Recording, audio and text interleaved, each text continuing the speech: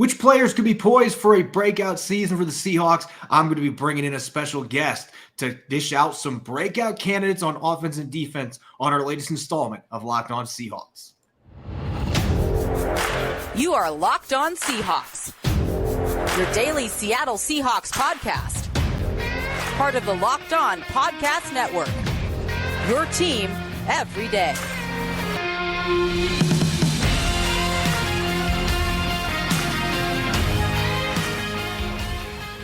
Greetings, 12. This is Corbin Smith, host of the Locked On Seahawks podcast, your daily Seahawks podcast, part of the Locked On Podcast Network, your team every day. A special thanks to all the 12s out there, as always, for making Locked On Seahawks your first listen 5 days a week. We greatly appreciate it. We are in the heat of the off-season minicamp going on right now as we speak at the VMAC, finishing up their final day really of what the offseason program is. They'll have a few other OTAs after this, but basically it's going to be conditioning the rest of the way. For the young guys, the veterans will head back and do their training off-site.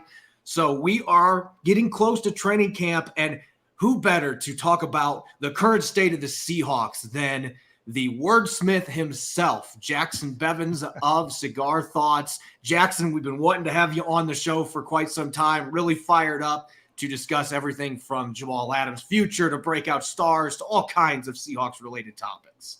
Yeah, man. Well, I certainly appreciate you having me on. I'm a big fan of the show. I know you've been kind enough to bless the Cigar Thoughts podcast with a couple of appearances as well. So happy to return the favor, man. Very stoked to be here. This episode is brought your way by Bird Dogs. Go to birddogs.com/LockedOnNFL. And when you enter promo code LockedOnNFL, they'll throw in a free custom Bird Dogs Yeti-style tumbler with every order. That's right, a free custom Bird Dogs Yeti-style tumbler with every order. We are in the heat, as I said, of mandatory minicamp. And really the only time everybody is on site for the most part. And right. This is the time of year, Jackson, where hope springs eternal. Now, maybe a little more for some teams. I think if you go down to Arizona, it's probably a little bit different than, say, up here in the Pacific Northwest with the Seahawks coming off a surprising playoff season.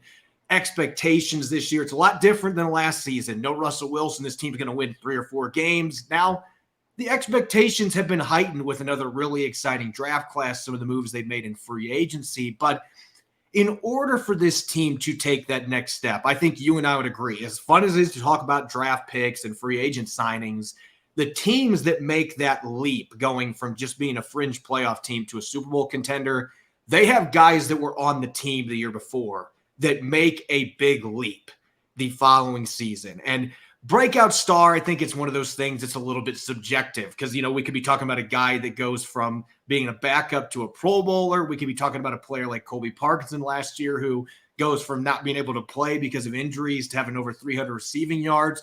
There's a little bit of subjectivity to it, but it feels like if the Seahawks are going to make that next step, they're going to have a couple guys that were on the team last year really elevate their games. And so I'm going to put the mic in your hands here. On the offensive side of the football, who do you think is the player that is geared up for a breakout season here in 2023, whether that's one of last year's rookies or a player that's been on the roster a little bit longer? Yeah, you know, I'm actually expecting big things out of the tight end room this year. I don't think we'll see the same snap share that we've seen in the past. Just you don't use the 20th overall pick on a receiver like Jackson Smith-Njigba only to, you know, run 12 personnel all the time. They're going to find ways to get him on the field with DK Metcalf and Tyler Lockett. But I do think that that's going to take a lot of the focus off of those tight ends, Noah Fant, Colby Parkinson, when they are out there, because, you know, I think the addition of JSN really adds a layer to this offense that they were missing. It does a couple of things for them. One is it does provide another weapon. You know, you want to talk about breakouts, you know, this name is not, this is someone who's already broken out in a big way, but there's been a lot of talk about how Jackson Smith-Njigba may hurt DK Metcalf's output this year. And he may see fewer targets, but last year, I mean, you saw it every game. Teams were just shading a safety over the top of him or a linebacker underneath. And so his average depth of target really dropped down. I think the addition of JSN is going to roll that coverage off of DK Metcalf. You just can't afford an extra half a guy or a full guy to double DK. And so I think that's going to bring back the vertical element to his game that was missing last year. And as that happens, it opens up things underneath. And the tight ends, they were a big part of Shane Waldron's offense the last 2 years. And they've had some success, but you really saw that on those 3rd and 6, 3rd and 4, the tight ends were where they wanted to go a lot of times. And defenses kind of knew that. And they'd play a little rollover coverage on the tight ends as they were trying to slip out on the rollouts. And that's just going to be a lot harder to do now. I think not only adding JSN, but adding Zach Charbonnet, who is a receiving threat out of the backfield. So I expect to see maybe a slightly lower target share for the tight end group, but I think the targets they do get will be a lot more productive than they've been. Yeah, I think on offense, this is a team that's got so many established players. You've got DK Metcalf and Tyler Lockett, Ken Walker III being runner-up for Rookie of the Year last year, Geno Smith being the comeback player of the year, an established veteran now.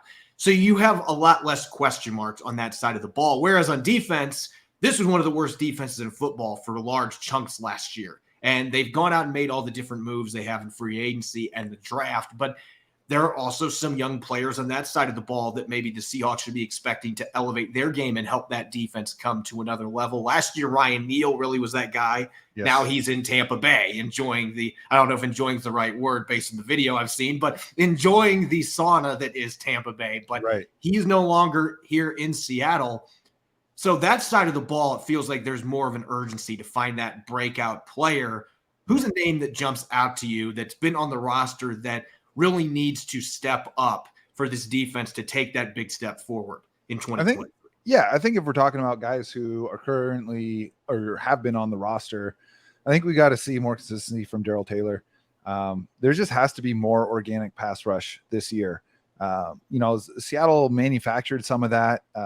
We had Greg Bell on our show, and he was talking about how there was just a lot of freelancing going on. Bob Condata echoed that as well when he was on with Darrell Taylor and Uchenna Nwosu, and that led to some sacks. They each had 9.5 sacks, but there wasn't a lot of just line up and beat your man. And we've seen that from Darrell Taylor. His production comes in bunches, and he'll have games 1.5, 2 sacks, and then hardly show up on the box score for a month. I think if he's more consistent this year, that really changes a lot because, he was an excellent player at Tennessee and has shown a ton of potential, but it just hasn't all come together in a consistent way. As far as breakouts go, with regards to new additions, you mentioned Ryan Neal. He's someone that I think you and I both were hoping was going to stick around, but they brought in Julian Love from the Giants. And I think he's an excellent player.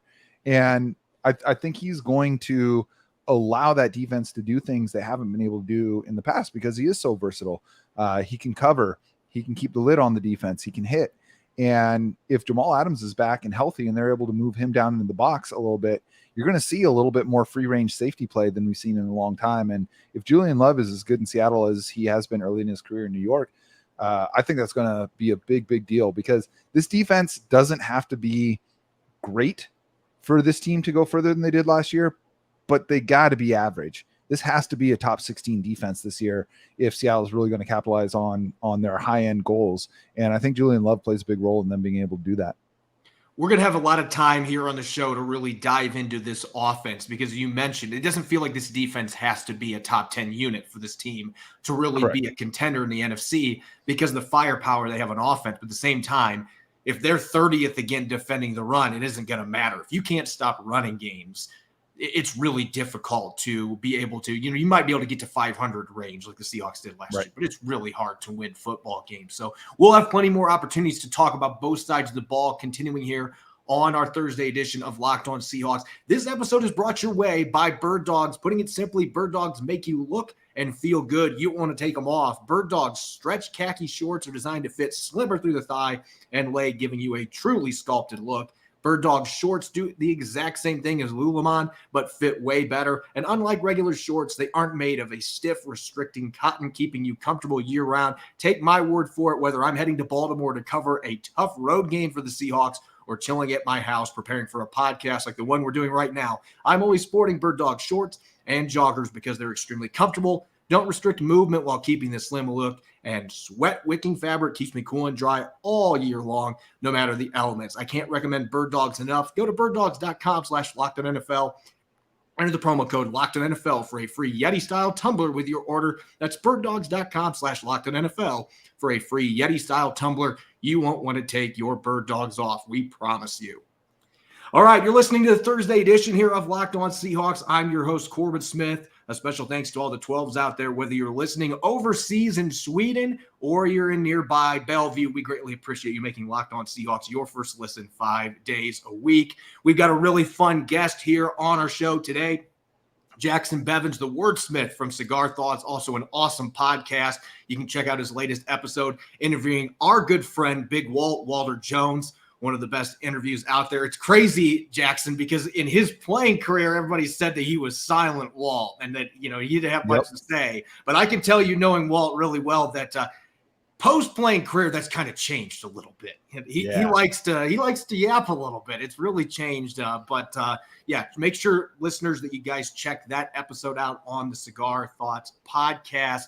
Let's get back to the Seahawks. And you mentioned a few of the additions Seattle made in the draft to an already loaded skill position group. You've got Jaxon, Smith-Njigba. I don't know if you're a Star Wars fan, Jaxon, but I can't say that name without thinking that we are on Dagobah, the planet that Yoda was on, and that he's a character off the movie. But anyway, you've got Jaxon, Smith-Njigba. You've got Zach Charbonnet. You've got Walker and a glass of Charbonnet in your backfield. It's exciting to add two weapons like that. When you look at the entire cupboard of skill players the Seahawks have at Geno Smith's disposal right now, where do you think that this skill position group ranks in the NFL? Is there another team that you think maybe has a better overall group of running backs, receivers, and tight ends? Because I personally think you'd be hard-pressed from top to bottom to find a team that has as much talent at the skill positions. Yeah, I think that there's two. So short answer, I think Seattle's probably a top 3 skill position group. The other two being Philadelphia and Cincinnati. With the Bengals, they're running out 3 excellent wide receivers. Obviously, Jamar Chase in the conversation for best in the business. T. Higgins has been monumentally effective in his short career. And then Tyler Boyd is the best third receiver in the NFL right now. And then you've got Joe Mixon in the backfield, excuse me. And then Philadelphia, I'm just a massive fan of both AJ Brown and Devontae Smith. I think they are the perfect complementary receivers. I mean, they're really very much like DK Metcalf and Tyler Lockett in the way that those two win. And of course, they've got Dallas Goedert as a third weapon. They've got Rashad Penny behind the best offensive line in the NFL. If he stays healthy, he could lead the league in rushing this year. I mean, we've seen that potential from him in Seattle. They added DeAndre Swift. Those would be the two teams that I put on par with Seattle. And if Devon Achane hits, then you got to include Miami in that as well with Tyreek Hill and Jalen Waddle. Yeah, Miami's an interesting team to throw into that mix with the weapons they have if their backfield catches up, because I think that's where the Seahawks – you invest second-round picks back-to-back years in today's NFL, your backfield better be one of the best in the league when you're using – If Charbonnet is who I think he is, I think Seattle may have the best 1-2 punch at running back in the entire NFL. So if you have one of the best backfield 1-2 punches, you've got 2 elite receivers, maybe 3 with Jaxon Smith-Njigba coming into the fold. And the tight end group, I think, is one of the most underrated in the NFL. Yeah, watch out for Colby Parkinson this year, for real. Yeah, Parkinson is the guy that I think from that group still has the highest ceiling. And it's crazy saying that because Noah Fant was a first-round pick, and I think Fant is a good player. But Parkinson has turned into a really good blocker.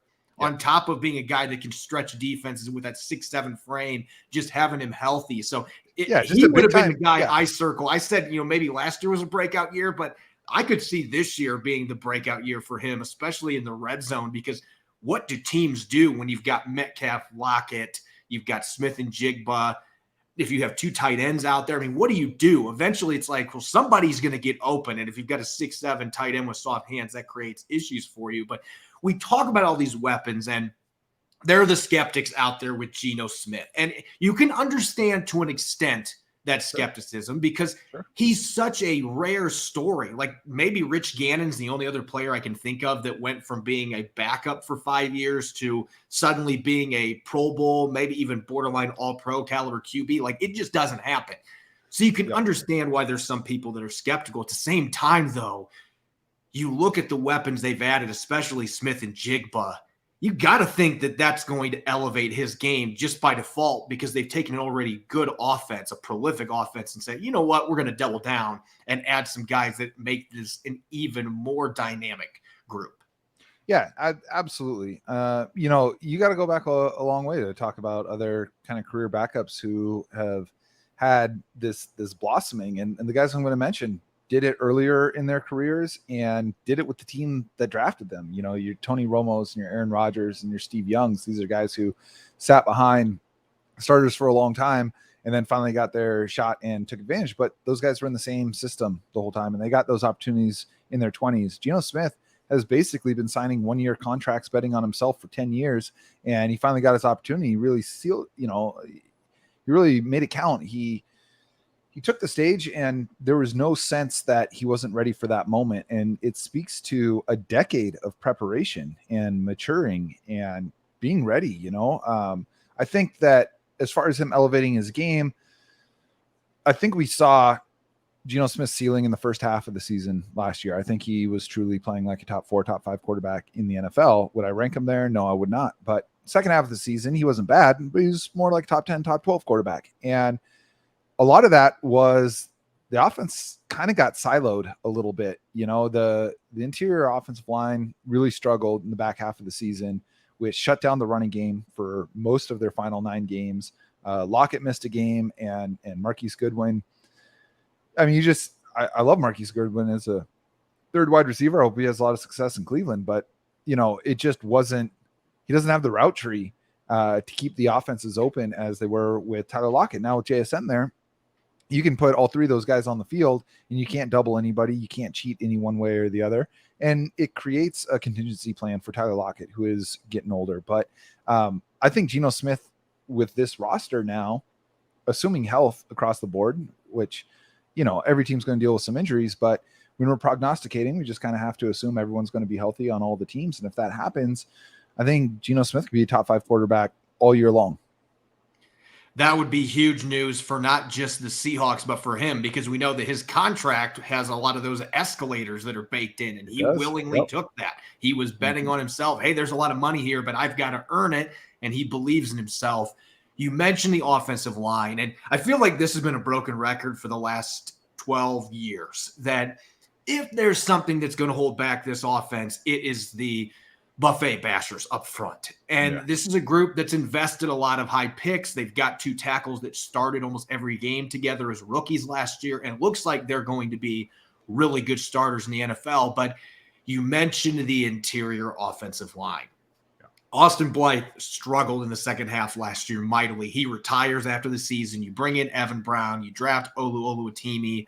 You've got Phil Haynes now set to compete for his starting job at right guard really for the first time in his career. And they've got Anthony Bradford, another rookie, to compete against him. Damian Lewis is the only returning starter they've got there. They've been playing musical chairs at the guard and center position for so long that it almost seems normal in Seattle. But looking at the state of this offensive line, what are your thoughts, particularly in the interior, with how things are going to play out? Do you think that they've got the personnel now to be able to make that big jump in the middle that's really eluded them for the last 4 or 5 years? Or are we going to be back in the same spot next year where they're trying to bring in some new guys at center and guard, like it seems like they've been doing year in, year out? I think they've got the potential for it, for sure. I mean, I've seen Oluwatimi and Bradford's tape against college guys, and they're very good. I'm happy to have them for sure. I'm a big Damian Lewis fan, you know. Even when we were talking on my show earlier with Walter Jones, we were talking about Damian Lewis got thrown into the fire. And I think his first game was against the Rams, which at the time had the best defensive line in the NFL. And he straight up locked up Aaron Donald. I think he won 22 of the 23 snaps in which he was matched up with the best defensive player on the planet. So we've seen that ceiling. They've moved him around a little bit. shifting guys on the offensive line is not as simple as just like, oh, let's move them from left guard to right guard. It's a totally different thing. I mean, we've had a really accomplished collegiate offensive lineman on our show a couple of times named Matt Nichols, and he talks about, okay, you want to go from left tackle to right tackle. It seems like, oh, you're just playing the same position. But he's like, try it next time you're putting your pants on, try doing it with your opposite leg first. You're going to have to think about it. It's not just as simple as slipping your pants on.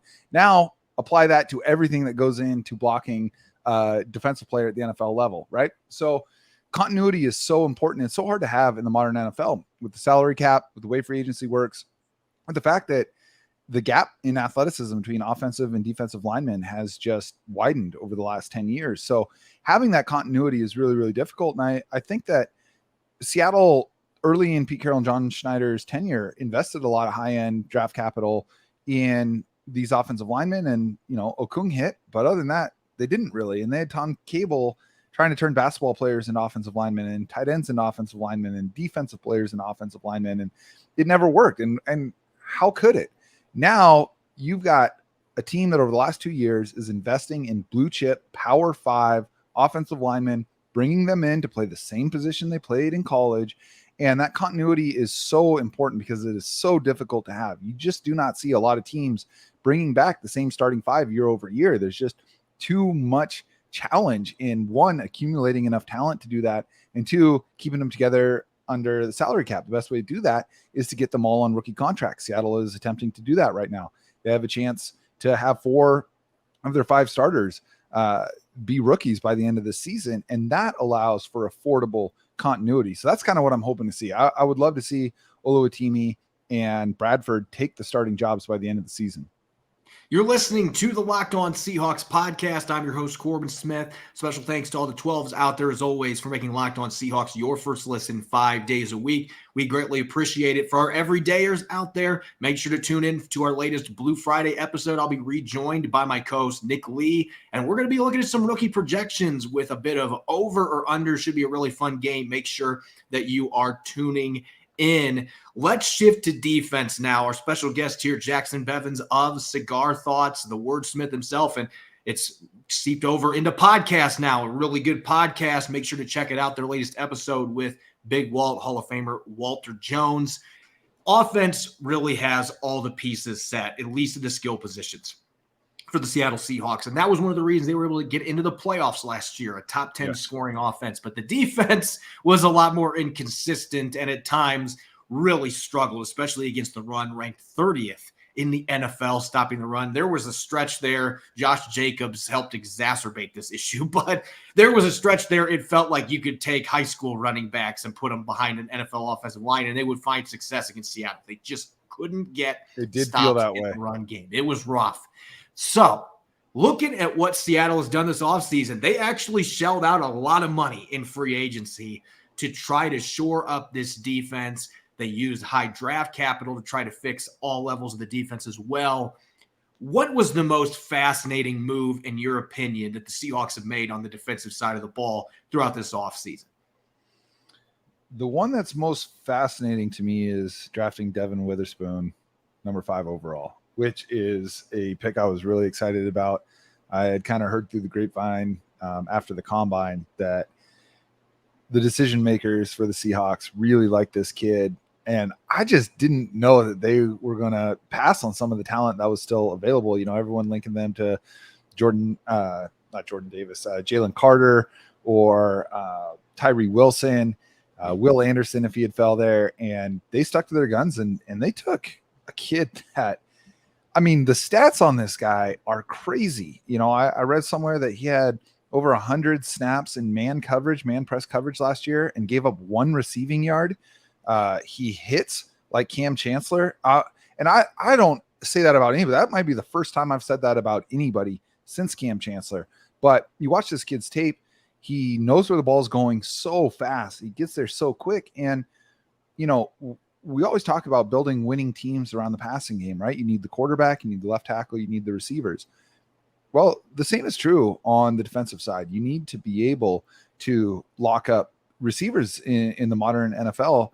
And so much of the conversation about defensive excellence centers around pass rush. But there's two parts to pass rush. There's the guys up front winning, and that's what we focus on. But there's also how much time does the quarterback have to throw? If the quarterback can comfortably get the ball out in 2.5 seconds, you're not going to get a lot of sacks. I don't care who you have on the defensive line. If you force him to hold the ball for 3.5 seconds, get off his spot, move, that's where the sacks start to come. That's where the errant throws start to come. That's where opposing offenses start to break down. So now you've got Tariq Woolen, who statistically was probably the best cornerback in the NFL last year.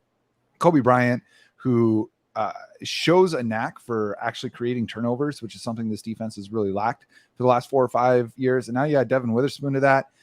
You get Jamal Adams back. I'm a big Jamal Adams fan. I know that's an unpopular take these days, but you're adding an extra weapon on that side of the ball as well. And then you get Julian Love, who is excellent in coverage, along with Quandre Diggs, who's the captain of this defense. And, you know, you've got a team that can really shut down the pass. Now, do they have the meat up front?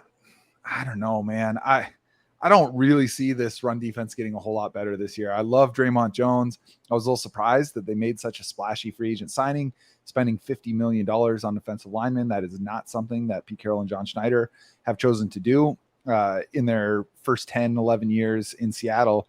And now they're doing it. You know, they spent the money in Draymond Jones. I mean, he whooped Seattle's ass in the opener last year. They couldn't block that guy. He's so good at beating blocks and being disruptive. Can he still make a tackle if he's getting half blocked? I don't think he's that kind of player. And I don't know that Seattle has that type of player right now. So I don't think they'll be 30th against the run. It's hard for me to imagine them being much better than like 24th or 25th, the way they're currently constructed, though. That leads perfectly into my next question. And I know that people are tired of us talking about this on the podcast, but the defensive line, it remains, and we had Mina Kimes on the show last week, and like she said with the nose tackle position, it's a freaking problem. And maybe Cameron Young comes in and he gets the job done as a rookie. And if that happens, that's a huge win for the Seattle Seahawks. But you still got your concerns, especially with the run game, the way that they struggled up there. On a scale of 0 to 10, with 10 being the apocalypse, the earth is going to burn, we're all going to die, and 0 being, you know what, this defensive line is way better than people believe, they're going to be fine. Where do you fall on that scale with this defensive line that has really been completely retooled this offseason? 8.5. Cool. Yeah. I think it's bad. I think it's bad. I mean, if Cam Young hits, great. But, I mean, you're talking about relying on a day 3 dude to come in and be a difference maker.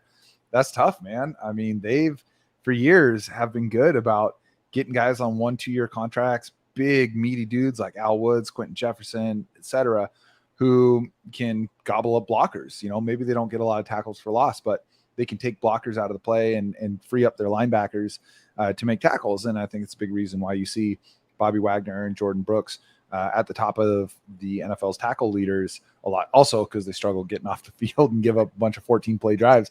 That shit has to stop this year. They can't keep the offense on the sidelines for the better part of a quarter every game. And that's something that they've really run into. I don't see the dudes to keep that from happening right now. I just don't. We were talking about this on our, I believe it was our Wednesday or Tuesday episode. We do 5 shows a week, so we get them mixed up. But we were talking about just how much bringing back Shelby Harris would help this defensive line. I would love that. I would feel because he can play nose tackle. I know he's not built like Al Woods, but you watch the tape, the snaps he had there last year, and maybe he's not a head-up guy, but he's really disruptive when he covers the A-gap. Totally. You can make that work. And it would lower me to like a 6.5. If they brought Shelby Harris back, I'd lower that alarm setting to like a 6.5. Yeah, it still would be a position group that you would have your concerns about, but then you would also not have to rely on Cameron Young to just be the guy. And I'm a Jonah Tavai fan, and I think he's kind of one of those weird prospects that the Seahawks seem to unearth that, you know, you look at him, you're like, he's 5'10" if he's got stilts on him. He's 283 pounds. He's got 29-inch arms. And you're thinking, how is this guy going to be able to get it done in the NFL? But then you watch how fast his hands are and how quick his first step is and just how physical he is, plays with great leverage, natural leverage he's got. He strikes me as a guy that could potentially be an undrafted gem for them. and be just a really weird nose tackle, being short and kind of stocky. But I mean, they had intermittent success with that same type of player in Poona Ford. Poona Ford's collegiate production was a lot higher, but he had 2 really good years. I thought he regressed a lot last year. Maybe that had something to do with the guys around him, but I mean, we've seen it work before. Yeah, Jonah Tavai he's a guy that just really fast. I mean, we talk about fascination. I like those guys that don't have the traits that you're looking for, but then they somehow get the job done. I mean, the guy had almost 30 tackles for loss the last 2 years at San Diego State. I know. He's over 20 sacks. I mean, the guy's got production. Like Pete Carroll's talked about, he's a playmaker. We just got to figure out where he fits, because he is the true definition. I don't even know if he's a tweener. Like, this guy is a unicorn, because I don't know where you put a guy like that, but he's a lot of fun. Yeah. That said, there are a lot of questions there. The other big question for this defense, you already touched on it, that you're a Jamal Adams fan. I'm in that category too. And it pains me seeing the way, and I get it. I understand why fans are feeling the way that they are, because Jamal Adams is getting all this money. He's missed over 20 regular season games the last 2 seasons. He's coming off an injury that, quite frankly, a lot of guys don't make it all the way back from. That's just the reality. There have been exceptions to that, and maybe Jamal Adams ends up being that guy, but it just feels like a lot of fans and a lot of media members have kind of discarded him, like, well, if he plays, cool, whatever. They've just kind of forgotten what kind of a talent that he really is when he's utilized properly. So I guess the big question for me in regard to Jamal Adams, what do you think is still there for him to offer the Seahawks? And is there a way that they can still maybe draw even with this trade? Because I think you and I would agree right now, with all the games he's missed, that this is squarely a Jets favored trade with what they gave up to get it. But is there a way that they can draw even? What does Jamal Adams have to do coming back from this injury for Seattle to say, you know what, at least this trade, it was a wash for us? I think for that to happen, they need to start using Jamal Adams like Jamal Adams. One of my frustrations with this front office is not that they've taken big swings and traded high draft capital and given a lot of money to people like Percy Harvin and Jimmy Graham and Jamal Adams. Take your shot. You need difference makers if you're going to win a Super Bowl. My issue is bringing these guys in and then not using them in the way that made them successful with their first team, and you got Jimmy Graham, who is setting all these records as a tight end because he's being used as a wide receiver, so much so that he sued the NFL to be seen as a wide receiver. They brought him over, stuck his hand in the dirt. And with Jamal Adams, this guy is made out of concrete. He's one of the more intuitive ball-seeking safeties on the planet. And you're dropping him back in coverage all the time, which is not a strength of his game. You're using him as the lid of the defense, and teams targeted that. That's not what he's great at. What he's really great at is going and getting the ball. So then they transition him, they move him up to the line, they start blitzing him a bunch. He gets a bunch of sacks. That's cool. It's not really who he is either. So now I think when you bring in a guy like Julian Love, and you've got Quandre Diggs, and you've got these 3 excellent corners, now you can bring him down into the box and play him as kind of a hybrid linebacker safety, which is where I think he excels. I think in that 5 to 10 yards off the line of scrimmage area, he can be an absolute game changer. And that's where Seattle got killed last year. I mean, you had teams spreading out the linebackers and then leaving the middle of the field wide open. And I think a healthy Jamal Adams takes a lot of that away. So I think it's just using him right. I don't think he's a free safety. I don't even think he's a traditional strong safety. I think he's an in-the-box hitter, and he should be used as a defensive weapon, not as a coverage guy. And I look back at last season, and again, we don't see everything in training camp. We can't report everything, not even close. But it was evident to me that they were in a position with Clint Hurtt as the defensive coordinator that they were going to maximize his ability from what I was seeing. They were using him more as a linebacker in their nickel sets, matching him up on tight ends, big slots, running backs, where his coverage skills are a plus. Not dropping him back in single high and double high safety looks all the times where he's 25 yards off the ball. Like, that's just taking out one of your best players. Totally agree. Best. So I would agree with you on that. This is a bottom line business. So we're gonna wrap the show up with this question here real quick. Again, this is a bottom line business. You're either competing for Super Bowls or you start firing people. That's typically the way it works. Obviously, if you're Sure. making the playoffs, typically you're not going to be making moves, getting rid of your coach and general manager and stuff, but you're going to be making changes when you come up short. This team got to the playoffs last year. They weren't supposed to. Do you think after what they've done this offseason, even with, as you mentioned, the defensive line still being something that stands out as, well, I don't know if they got what they needed to do done there, but in your mind, are they closer to getting back to the Super Bowl now than what they were at the end of the postseason in January? Yeah, I think so. I think Witherspoon and Smith-Njigba changed things a lot for this team. We did a mailbag episode a couple weeks ago, and one of the questions that we received was, what do you think the most optimistic outcome for the Seahawks is this year? And I like to think about these things a little bit less binary as like, oh, they're going to do this or they're going to do that. It's more like, if this season were played out 100 times, how often are they accomplishing various goals? And I said, I think they make the Super Bowl 1 or 2 times if you play this out 100 ways. And that has less to do with their deficiencies and more to do with just how good the Eagles and 49ers are. I think some things really need to break Seattle's way for them to get past those 2 teams. But I think they have as good a shot at anybody as being the 3rd best team in the NFC this year. And if I had to predict, I would say, their most realistic, optimistic outcome is second round of the playoffs. And given San Francisco or the Eagles all the hell they can handle in that game, maybe they get lucky and get a win there. But I think that winning a playoff game is very realistic for them this year. I think they'll probably be a wild card team, and I think that they can beat the Lions or the Vikings or the Packers or whoever else they face in that first round, Giants maybe. And then, maybe they get the Cowboys in the second round. I think they can beat them. So, yeah, I think winning a playoff game is kind of the standard at this point. And if they do that, then they're going to be on the short list of Super Bowl contenders the following year, because they should have a lot of continuity between the 2023 roster and the 2024 roster.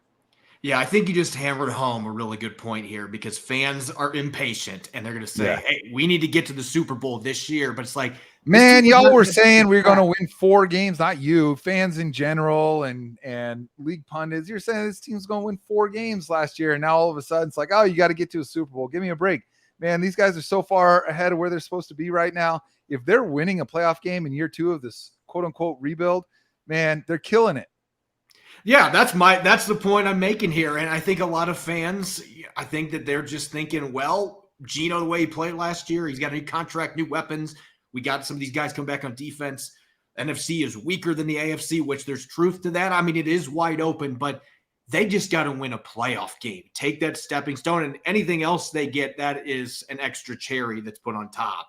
And then next year, they really have that chance to get after it. And I agree with you. It's not out of the question they could make a run to the Super Bowl, but they're probably a year away from really being in that mix. They are a better team, though, than they were this time a year ago. Jaxon, it has been a blast. We're looking forward to having you on the show again at some point during the season, maybe once or twice, and continue to get your awesome thoughts on the state of the team and where things stand. Hopefully, we'll be breaking down a lot of success on the field and not the alternative. Hey, I appreciate it so much, Corbin. I'm a big fan. Keep doing what you're doing, man. Appreciate the opportunity, and I'll talk to you soon. As always, you can follow me on Twitter at Corbin Smith NFL. Subscribe and follow Locked On Seahawks on YouTube and wherever you listen to your podcast to make sure you don't miss a single episode. Coming up tomorrow, we'll be dishing out some rookie projections with a spirited game of over or under. I'll be rejoined by my co-host, Nick Lee. You won't want to miss it. We'll also be revisiting the entire week of mandatory minicamp and what it means heading towards the 2023 season. You won't want to miss it. Enjoy the rest of your Thursday, and thanks for listening. Go Hawks.